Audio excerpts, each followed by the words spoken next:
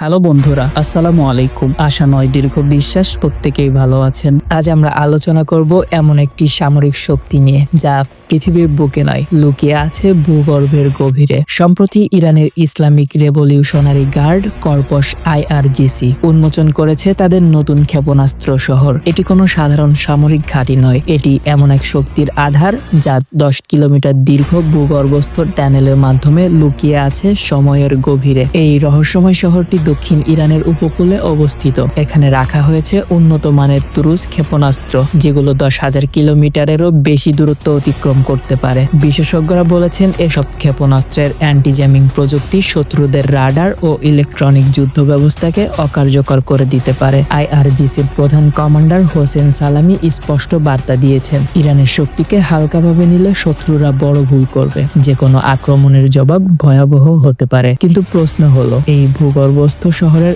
আসল উদ্দেশ্য কি? এটি কি শুধুই প্রতিরক্ষা, নাকি একটি বড় কৌশলগত পরিকল্পনার অংশ? ইতিহাস আমাদের শেখায়, ছায়ার আড়ালে লুকিয়ে থাকা শক্তিগুলোই সবচেয়ে বিপজ্জনক। আপনার কি মনে হয়, এটি কি কেবল প্রতিরক্ষা ব্যবস্থা, নাকি এর পেছনে আরো বড় কোনো পরিকল্পনা লুকিয়ে আছে? কমেন্টে জানান। এই ধরনের আরো রহস্যময় ভিডিও পেতে আমাদের সাথে থাকুন। আল্লাহ হাফেজ।